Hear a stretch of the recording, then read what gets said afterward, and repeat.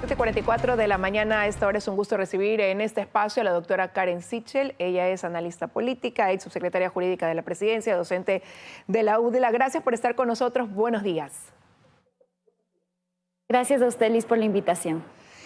Doctora, el Ecuador ha roto prácticamente un récord con este ejercicio democrático que acaban de realizar las organizaciones y partidos políticos al tener 17 precandidatos como binomio a la presidencia de la República. ¿Cómo entender quizás que mientras en otros países se decide entre 1 y 2, máximo 3 partidos, pues aquí cada vez, en cada elección tenemos aumento del número de candidatos? Liz, esto es la consecuencia de tener un sistema de partidos políticos absolutamente podrido.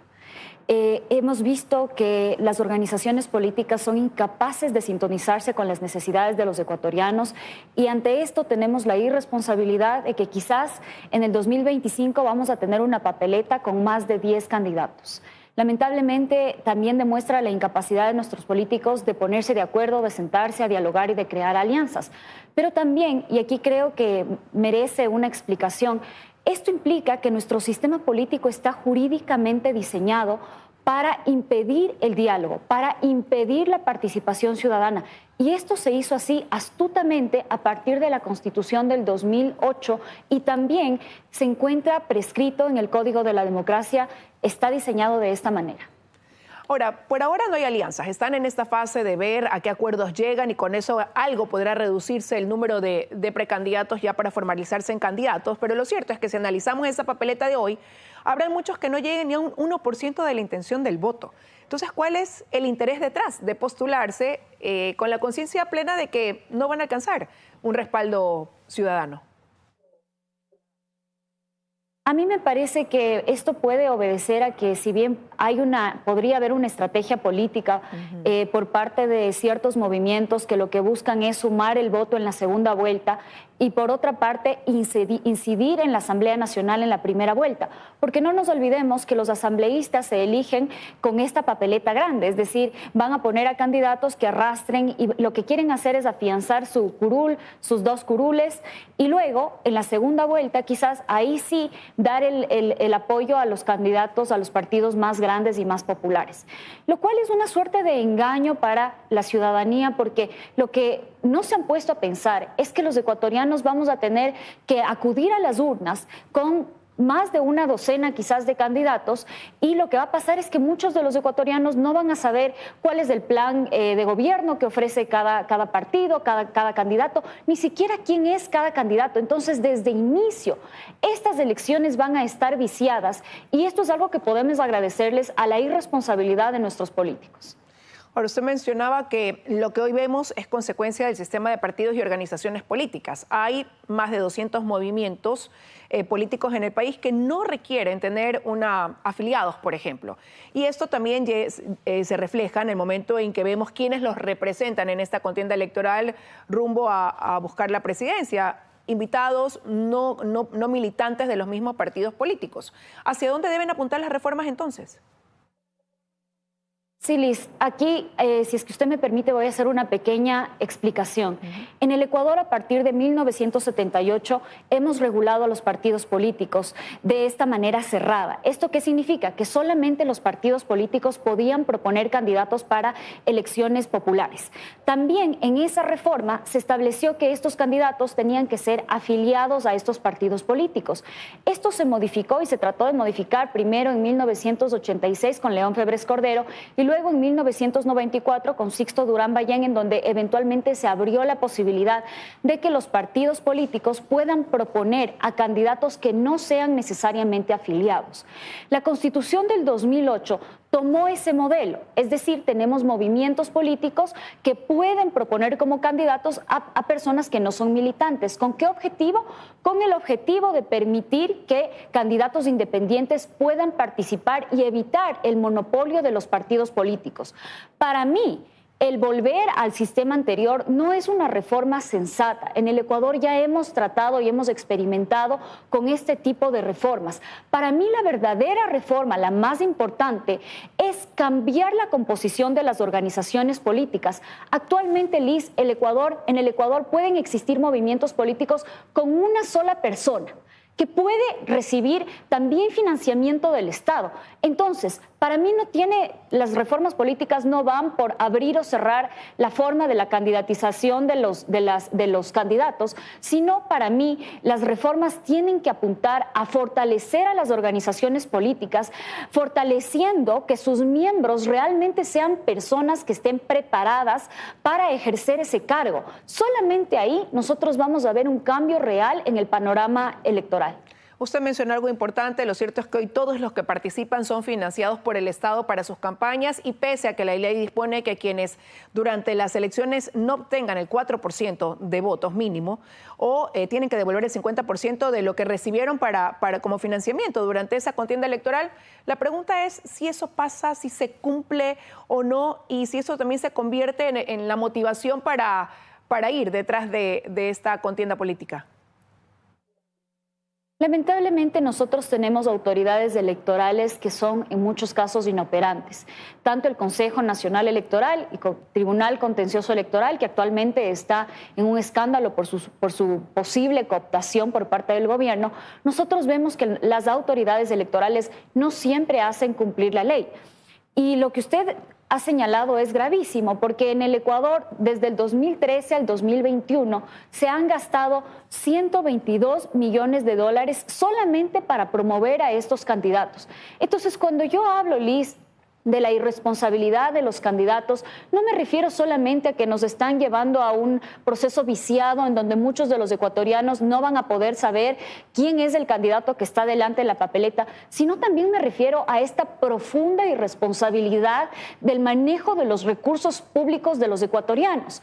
Porque ellos, claro, reciben los fondos públicos para llevar su candidatura, mientras que el Ecuador tiene otras prioridades y otras necesidades. Y es aquí cuando los ecuatorianos tenemos que exigir por parte de los partidos políticos y de las organizaciones políticas que se sintonicen con las necesidades de los ecuatorianos, que no queremos más candidatos, sino queremos más soluciones. Pero ¿a quién no le conviene que se den esos cambios? Porque en cada proceso electoral que atraviesa el Ecuador se ponen sobre la mesa la necesidad de las reformas que no llegan, que no pasan más allá quizás de lo que proponen analistas como usted, pero de ahí se diluyen en el tiempo y las volvemos a poner sobre la mesa quizás cuando estamos cerca de un proceso electoral. Liz, yo trabajé particularmente proponiendo estas reformas constitucionales. Como usted recordará, en el 2023 tuvimos la oportunidad de modificar este sistema podrido de organizaciones políticas. Lamentablemente, por circunstancias ajenas, estas reformas no pasaron. Entonces, a mí me da la impresión que estas reformas nunca se van a dar, a menos que sea la ciudadanía quienes nos organicemos y quienes les exijamos a los asambleístas que hagan estos cambios. Yo me permito recordar que debido al dictamen 422 RC que emitió la Corte Constitucional respecto de estas reformas, el día de hoy, Liz, podría la Asamblea Nacional, podría cualquier asambleísta tomar esa propuesta y llevarla a cabo y discutirla en la Asamblea Nacional sin necesidad de referéndum.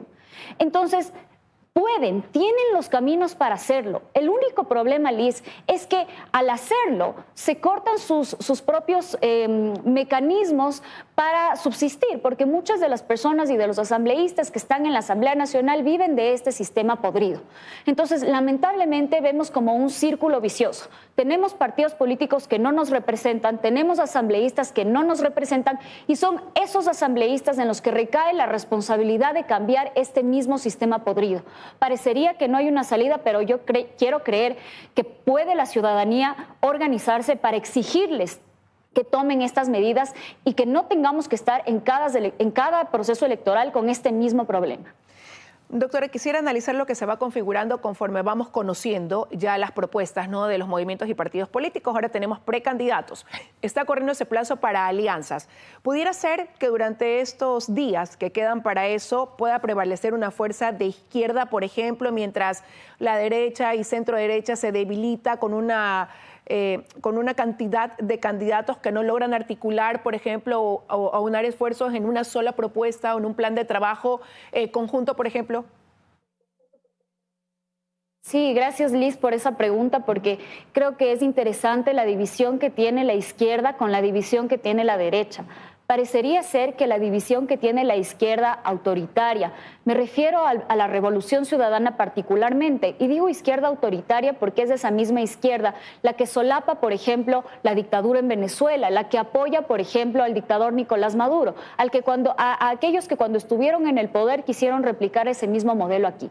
Lamentablemente parece que la división de esa izquierda sería una división estratégica, en donde tenemos candidatos muy afines a la Revolución Ciudadana, como por ejemplo está ahí José Serrano, que lo que van a hacer es unirse en la segunda vuelta, mientras que, como usted ha señalado, la división de la derecha es una división profunda, no estratégica, más bien antiestratégica, en donde los candidatos de centro y de derecha lo que están haciendo es realmente divididos e incapaces de coordinar un proyecto real y una alternativa democrática para el país, que es lamentablemente lo que necesita el país. Entonces, los ataques que ya comenzamos a ver hoy no deben llamar la atención si no responderían a esta estrategia que luego veremos que tomará otro rumbo ya de cara a una segunda vuelta electoral. Yo estoy de acuerdo con esa lectura, Liz, y sobre todo si es que nos alejamos un poquito del panorama electoral y vemos lo que está ocurriendo con otras instituciones del Estado. ¿Qué está ocurriendo con el Consejo de la Judicatura? ¿Qué está ocurriendo con el Tribunal Contencioso Electoral? ¿Qué está ocurriendo en la Corte Nacional de Justicia? Claramente se está delineando un plan para que se ejecute esa tan anhelada impunidad de la Revolución Ciudadana. Lamentablemente hay que decirlo así, pero en el Ecuador tenemos un proyecto político autoritario y es ese que quiere regresar al poder para tomarse de la justicia y nuevamente bloquear o eliminar las investigaciones de corrupción en contra de sus miembros. Esto es así. Entonces, si es que vemos ese panorama más grande, esto es claramente la estrategia que ha seguido este movimiento y nosotros tenemos que estar atentos, Liz, porque dependerá de los ciudadanos tomar una elección inteligente y ética y cívica por nuestro país. No votemos por las personas que tienen vínculos con el narcotráfico. No votemos por las personas que tienen casos de corrupción abiertos. Por favor, no votemos por los mismos políticos de siempre, sino hagamos una investigación racional respecto de aquellas alternativas que pueden realmente representar un cambio para el país. Pero hoy, y esto viéndolo quizás tras los últimos procesos electorales, ¿siente que hay una madurez en el electorado? Me quedan 30 segundos para la respuesta, doctora. Me parece que el electorado, si bien es cierto, está conformado más por personas jóvenes, estas personas jóvenes tienen que involucrarse más en la política, que esta cantidad de partidos y organizaciones políticas no nos confunda. Tenemos que ir con claridad a elegir por los candidatos en el 2025. Muchísimas gracias, Liz. No, gracias a usted por habernos acompañado con el análisis. Siempre un gusto conversar con usted. Que tenga un buen día. Gracias, Liz. 7:58 de la mañana. Con esto despedimos ya esta emisión. Vienen las noticias de la comunidad. Que tengan un buen día.